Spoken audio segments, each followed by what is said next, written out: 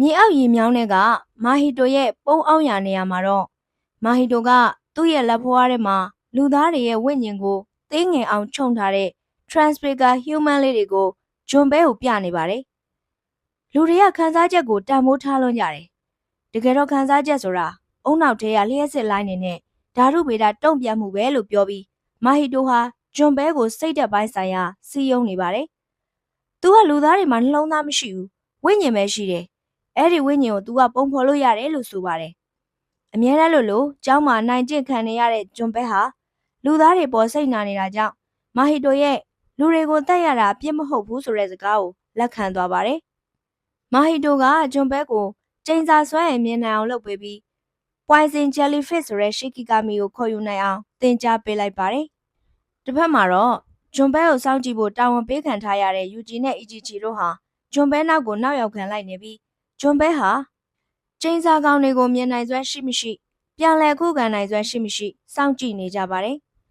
နန္နာမီနဲ့မာဟီတိုတို့မြေအောက်မြောင်းထဲမှာထိတ်တိုက်တွေ့ကြပါတယ်။နန္နာမီကသူ့ရဲ့အထူးစွမ်းရည်ဖြစ်တဲ့ခုနှစ်အချိုးသုံး ratio technique ကိုသုံးပါတယ်။ရန်သူရဲ့ခန္ဓာကိုယ်မြင့်ဆွဲပြီးအားနည်းချက်ကိုတိုက်ခိုက်တာပါ။သူကမာဟီတိုရဲ့လက်ကိုခုတ်ဖြတ်နိုင်ပေမဲ့မာဟီတိုကချက်ချင်းပြန်ဆက်နိုင်ပါတယ်။မာဟီတိုဟာထိခိုက်ဒဏ်ရာတွေဖြစ်လာရင်ဝိညာဉ်ကိုလိုသလိုပုံပြောင်းပြီးကုသနိုင်တာကြောင့်နန္နာမီကအံ့ဩနေပါတယ်။ဒါအပြင်မာဟီတိုရဲ့လက်ဖွားဟာလူခန္ဓာကိုယ်နဲ့ထိမိရင်ထိုလူကိုကျိန်စာကောင်အဖြစ်ပြောင်းလဲပြစ်နိုင်တဲ့အစွမ်းရှိပါတယ်။ကျိန်စာကောင်အဖြစ်ပြောင်းလဲခံလိုက်ရတဲ့လူသားတွေဟာလည်းလူသားအဖြစ်ကိုပြန်မရောက်နိုင်တာကြောင့်တပ်ပစ်ဖို့ပြင်ခြားနည်းလမ်းမရှိပါဘူး။ဒါကြောင့်နန္နာမီဟာမာဟီတိုရဲ့လက်ဖွားနဲ့မထိစေဖို့အစွမ်းကုန်ရှောင်တိန်နေပါတယ်။မာဟီတိုရဲ့အစွမ်းတွေကြောင့်နန္နာမီကဒီကောင်ဟာအဆင့်မြင့်ကျိန်စာကောင်အဆင့်ရှိတယ်ဆိုတာနားလည်သွားပါတယ်။တစ်ဖက်မှာလည်းဂျွန်ဘဲကတေဆုံးကျောင်းသား3ယောက်ကျောင်းလာမဲနေတဲ့ဆရာကိုကျိန်စာနဲ့ဒုက္ခပေးဖို့လုပ်နေချိန်မှာယူဂျီကဝင်တားလိုက်ပါတယ်။ယူဂျီရဲ့ရိုးသားပြီးဟာသနှောတဲ့စရိုက်ကြောင့်ဂျွန်ဘဲလည်းစိတ်အေးသွားပါတယ်။နန္နာမီဟာမာဟီတိုနဲ့တိုက်နေရင်နာရီကိုကြည့်လိုက်တော့ညနေ6နာရီထိုးသွားပါပြီ။ချိန်မိုစင်းရတာကိုမုန်းတဲ့နန္နာမီဟာသူ့ရဲ့နက်တိုင်းကိုလက်မှာပတ်လိုက်ပြီးကျိန်စာဆွဲရင်နေအကြီးအကျယ်ပေါက်ကွဲထွက်လာပါတယ်။နန္နာမီဟာသူ့ကိုယ်သူကန့်သက်ထားတဲ့ဗိုးကိုဖြေလျှော့လိုက်တာကြောင့်သူ့ရဲ့စွမ်းအားဟာပုံမှန်ထက်110ရာခိုင်နှုန်းကနေ120အထိမြင့်တက်သွားပြီးမာဟီတိုကိုပြင်းထန်တဲ့တိုက်ချက်တွေနဲ့တိုက်ခိုက်ဖို့ပြင်ဆင်လိုက်ပါတယ်။နန္နာမီဟာသူ့ရဲ့အချိန်ပိုစွမ်းအားတွေကိုသုံးပြီးကောလစ်ဆိုတဲ့နည်းစနစ်နဲ့မြေအောက်ရေမြောင်းနံရံတွေကိုရိုက်ခွဲလိုက်ပြီးအဲဒီကထွက်လာတဲ့ကြောက်ခဲပုံတွေနဲ့မာဟီတိုကိုဖိပစ်လိုက်ပါတယ်။မာဟီတိုဟာအနာရရဖြစ်သွားပေမဲ့တေဆုံးသွားခြင်းမရှိတာကိုနန္နာမီသိပါတယ်။ဒါပေမဲ့မာဟီတိုလက်နဲ့ထိထားတဲ့သူ့ရဲ့ဒဏ်ရာကလည်းပြင်းထန်နေပြီဖြစ်တယ်လို့ယူဂျီစီကိုလည်းသွားရမှာဖြစ်တဲ့အတွက်မာဟီတိုကိုထားခဲ့ပြီးစုတ်ခွာခဲ့ပါတယ်။ကျောင်းပြင်ဘက်မြစ်ကမ်းတစ်ဘေးမှာတော့ဂျွန်ဘဲနဲ့ယူဂျီတို့ဟာမမျှော်လင့်ပဲရုပ်ရှင်နေအကြောင်းပြောပြကြပါတယ်။ယူဂျီကဂျွန်ဘဲရဲ့အိမ်အိုပါလိုက်လဲဖို့ဖြစ်လာပြီးသူတို့ကြားမှာတန်ရောစဉ်အစပြိုးလာပါတယ်။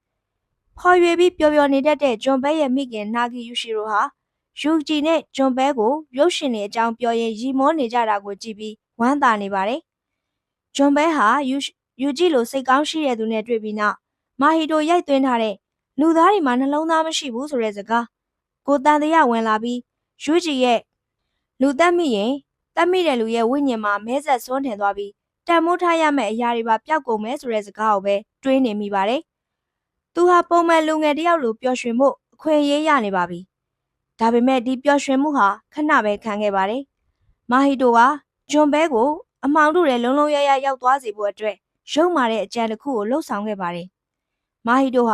ာစုကုနာလက်ချောင်းတစ်ချောင်းကိုသုံးပြီးကျိန်စာတွေကိုဂျွန်ဘဲအိမ်ထဲရအောင်ဖန်တီးခဲ့ပါတယ်။အကျိုးဆက်အနေနဲ့ဂျွန်ဘဲရဲ့မိခင်ဟာကျိန်စာကောင်ရဲ့တိုက်ခိုက်တာကိုခံရပြီးတေဆုံးသွားပါတယ်။မိခင်တေဆုံးတာကိုမြင်ပြီးစိတ်တက်ကြနေတဲ့ဂျွန်ဘဲစီမာဟီတိုချက်ချင်းရောက်လာပြီးဒါဟာမင်းကိုနိုင်ကျင့်တဲ့ကျောင်းဝါကောင်လေးရဲ့လက်ချက်ပဲလို့လိန်ညာပြီးအမုန်းတရားတွေသွင်းပေးလိုက်ပါတယ်။မိခင်အတွက်လက်စားချေဖို့ဂျွန်ဘဲဟာမာဟီတိုနဲ့အတူကျောင်းကိုသွားပြီးတကြောင်းလုံးကိုကျိန်စာနဲ့ပိတ်ဆို့လိုက်ပါတယ်။ထို့နောက်သူ့ကိုနိုင်ကျင့်တဲ့သူတွေကိုတတ်ဖို့ကြိုးစားချိန်မှာပဲယူဂျီရောက်လာပြီးဂျွန်ဘဲကဂျူဂျူးစုပညာတဲ့သွားစမ်းပါလို့ပြောပြီးဇလန်လည်းအဆုံးသတ်သွားပါတယ်။နောက်နေ့မှာနောက်တစ်ပိုင်းကိုရီကပ်လုပ်ပေးပါမယ်။ကျမကတော့ယူပါ